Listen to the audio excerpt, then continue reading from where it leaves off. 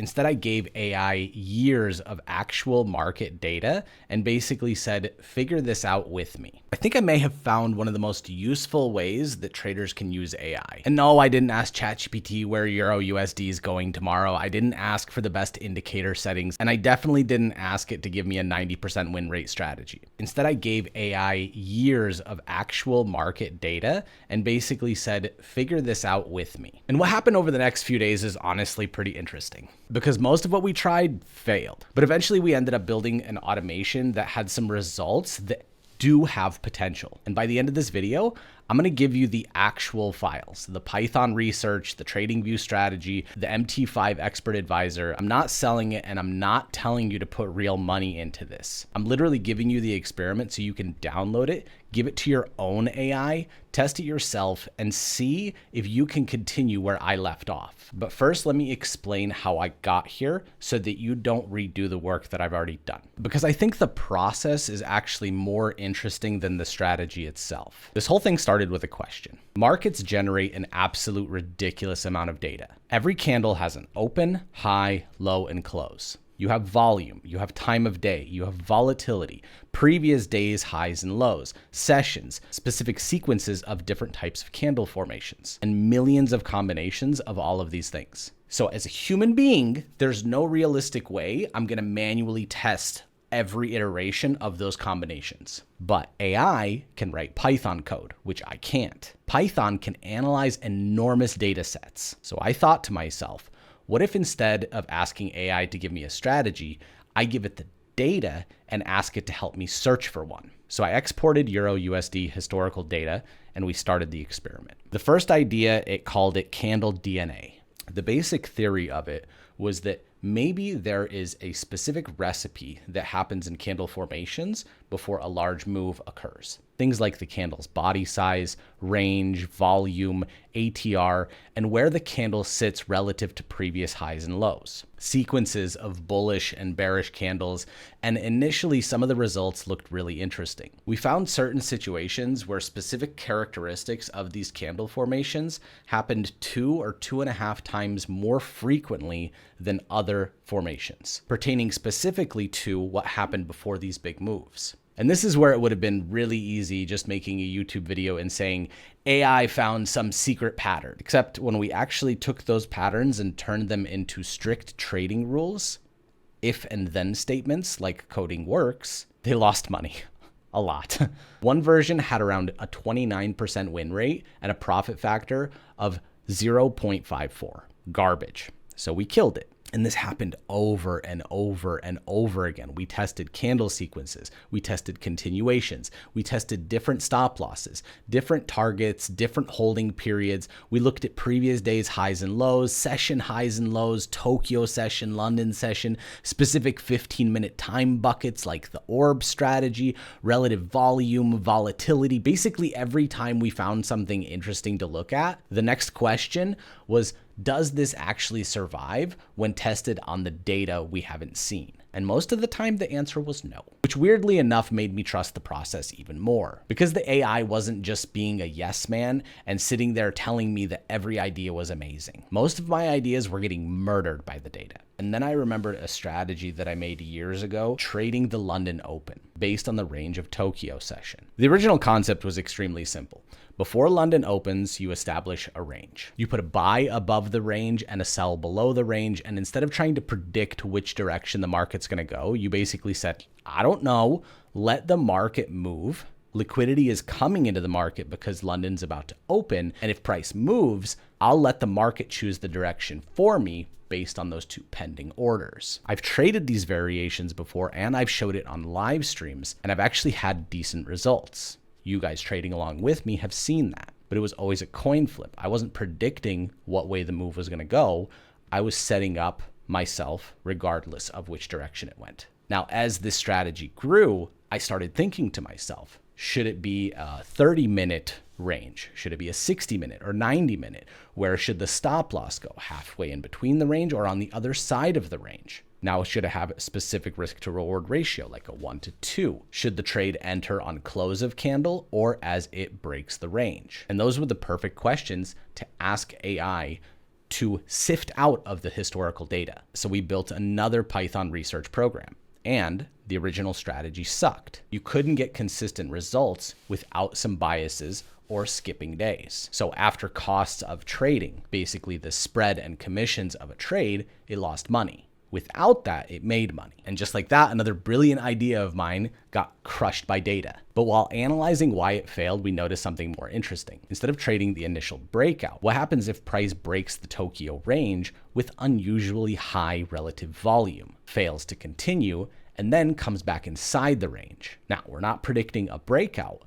We're waiting for the market to show us a breakout, and then essentially betting that a failed breakout will mean revert back into the range. And that's where things started to get interesting. Eventually, me and the AI arrived at a very simple set of conditions. You establish the Tokyo range. We only care about relatively narrow Tokyo sessions. The current maximum was around 21.72 pips, the size of the range. Then London opens. We wait for price to break out of either side of that range, but we don't automatically trade it. We look at the relative volume of that breakout. The current threshold is 1.6 times relative volume. If the breakout qualifies, then we wait. If price breaks up above that range high, comes back into the boundary, we're looking for a short, basically trading the fake out. And if price breaks below the range, then comes back into the boundary, we're looking for a long. The take profit is then calculated as the middle point of that overnight range. And that's basically it. No 17 indicators, no MACD combined with RSI, combined with a 200 moving average, combined with the phase of the moon. Range, breakout, volume, failure, mean reversion. Now we had another problem. Python telling me something works and that the data makes sense isn't enough. So I asked the AI to convert the strategy into a Pine script so we could independently test it inside of TradingView. And this just got me deeper down in the rabbit hole. The first TradingView results didn't match Python at all. We were getting far fewer trades, and it looked like the strategy wasn't producing, which usually happens when you implement a strategy that was freshly coded. So instead of changing parameters until TradingView magically looked good, we tried to figure out where the two systems had disagreement. And eventually we found it, and it was the time zones. They change multiple times per year, and they're different based on where your server is. So we corrected the TradingView strategy to use the local server time based on London Open, and suddenly the numbers of trades exploded. So now we're testing approximately the same market session. And this is where we got some results. Here is the TradingView screenshot. Across the full deep backtest, we had 232 trades, 176 winners, and a 75.86% win rate, and a profit factor of approximately 1.26. Now, 75% sounds amazing,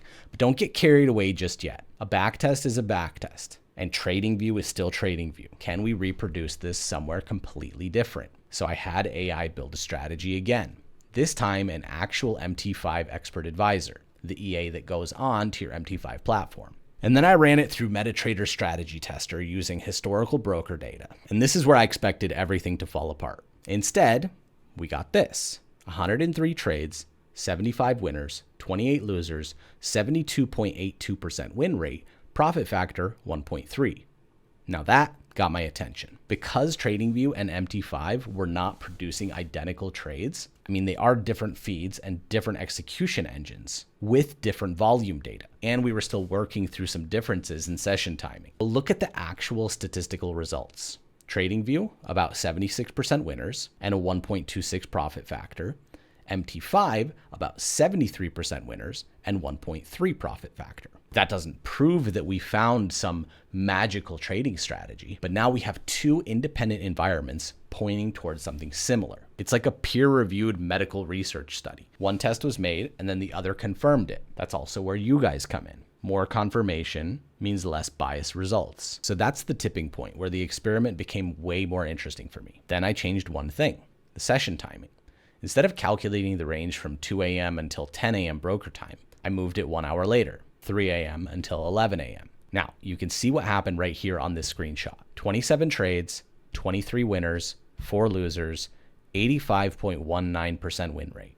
Profit factor, 2.69. And this is exactly where you need to understand how easy it is to bullshit yourself with backtesting. Because I could stop the video right here. Put up on the screen, 85% win rate bot generates me millions of dollars. Sell the EA for $5,000 and conveniently forget to mention it's only 27 trades. That's why I keep reiterating, this was an experiment. This is the data that I got from the experiment. I'm giving you the data so that you can also continue the experiment on your side and see the process that I went through. Maybe you'll get some better results. This project changed the way I think about AI and trading. Before, I was trying to have the AI write code for me based on my specific trading rules. And I don't think that's the best use of AI. Like, you can't just say, hey, ChatGPT, should I buy Euro USD? AI does not have a crystal ball. I think what's much more interesting, instead of having it assume, is using AI as a research partner, using data sets that are so large it would take you a lifetime to sift through manually. So now I have an idea and AI helps me turn that into a code. Python tests years of data and we look at what failed. We formulate another hypothesis, test again, then if something survives, translate it into a TradingView Pine Script. Test it again, then translate it into MT5.